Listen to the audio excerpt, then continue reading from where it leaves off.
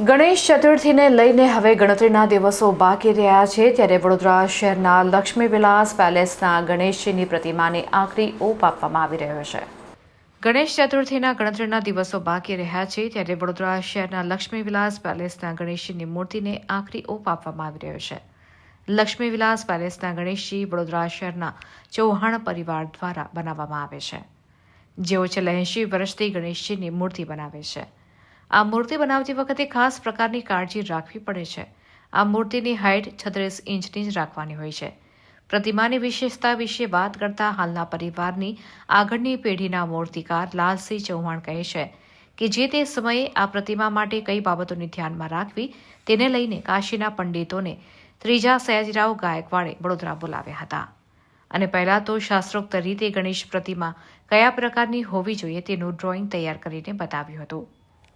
પ્રતિમાના નિયમો નક્કી કરાયા હતા અને ત્યારબાદ પ્રતિમા તૈયાર કરનાર મૂર્તિકાર સ્વર્ગસ્થ કૃષ્ણરાવ ચૌહાણ દ્વારા તૈયાર કરાયેલી આ ગણેશ પ્રતિમાને પેલેસમાં બિરાજમાન કરાવવા માટે પસંદ કરવામાં આવી હતી અને ત્યારથી જ આજ સુધી એટલે કે આ વર્ષ 84માં ગણેશ ઉત્સવમાં પણ આવી જ પ્રતિમા બનાવવામાં આવે છે। તો વધુમાં લાલસિંહ ચૌહાણ કહી શકે,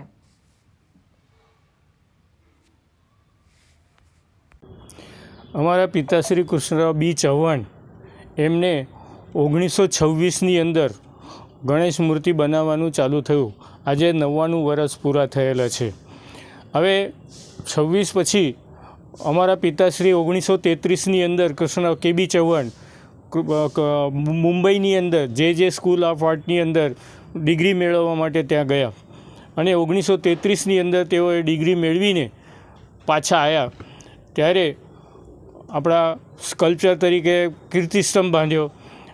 વ્યારા નવસારીની અંદર જે બ્રોન્ઝ કાસ્ટિંગની મોટી 10-10 ફૂટની મૂર્તિ બનાવી, આપણા સયાજીગંજની અંદર મૂર્તિ બનાવી, કીર્તિ મંદિરની અંદર આરસપાનની મૂર્તિ બનાવી। એવી રીતે મૂર્તિ બનાવ્યા પછી પ્રતાપસિંહરાવ મહારાજ સાહેબને એવું ખબર પડી કે હવે શ્રીજીને આપણી જે મૂર્તિ છે તે દરબાર હોલની અંદર બેસી છે, તેમનો ઓર્ડર પણ એમને આપીએ।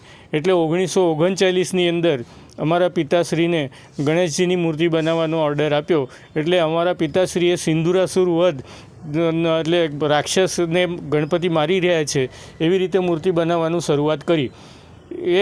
એ મૂર્તિ બનાવ્યા પછી પ્રતાપસિંહરાવ મહારાજ સાહેબને એમ ખબર પડી કે હવે આપણને પૂજનીય ગણપતિ જોઈએ કે જે આપણે પૂજા અર્ચા કરતી વખતે આપણનું મન પ્રફુલ્લિત થાય। એના માટે કાશીના પંડિતોને એમને બોલાયા અને કાશીના પંડિતોને બોલાવીને અમારા પિતાશ્રીને જેમને જે દોરવણી હેઠળ આ મૂર્તિ જે આપણા સામે છે તે મૂર્તિ બનાવવાનું એમને સૂચન કર્યું।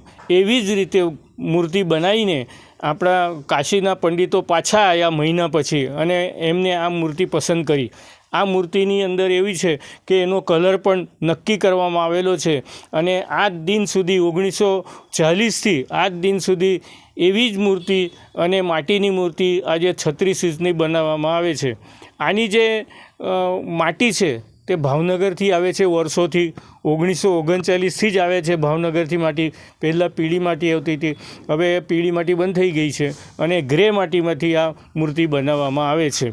અને 1987ની અંદર અમારા પિતાશ્રી ગુજરી ગયા બાદ તેમના 3 છોકરાઓ એટલે માનસિંહ, લાલસિંહ, પ્રદીપ અને મંગેશભાઈ એવી રીતે અમે 4 જણા આ મૂર્તિ બનાવીએ છીએ। આ મૂર્તિની વૈશિષ્ટતા એવી છે કે પાલખીની અંદર જે અમને 36 ઇંચ જ આપેલા છે એટલે 36 ઇંચ પ્રમાણે જ આ મૂર્તિ બનાવવામાં આવે છે અને એની હાઇટ નક્કી કરેલી છે કારણ કે ડોલીની હાઇટ તેટલી જ છે। ડોલી 90 કિલો વજન ઉપાડી શકે એવું છે એટલે આનું વજન પણ બહુ ફિક્સ હોય છે। 90 કિલોની થોડુંક ઓછું એવી રીતે અમે આ એની અંદરથી કિલોથી વેટ એનું હોય છે। હવે આ જે મૂર્તિ છે તેનું અખત્રીજના દિવસે સવારે 9 વાગે આ રાજમહેલમાંથી આ પાટલો આવે છે અખત્રીજના દિવસે અને અખત્રીજના દિવસે અમે આ મૂર્તિ બનાવવાનું શરૂઆત કરીએ છીએ અને 30 દિવસ લાગે છે આ મૂર્તિ બનાવવામાં।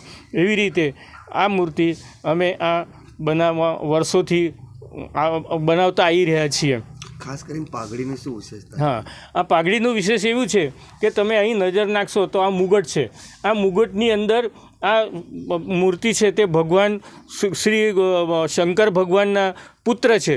એટલે શંકર ભગવાનને બીલી બહુ આપણે ચડાવીએ છીએ.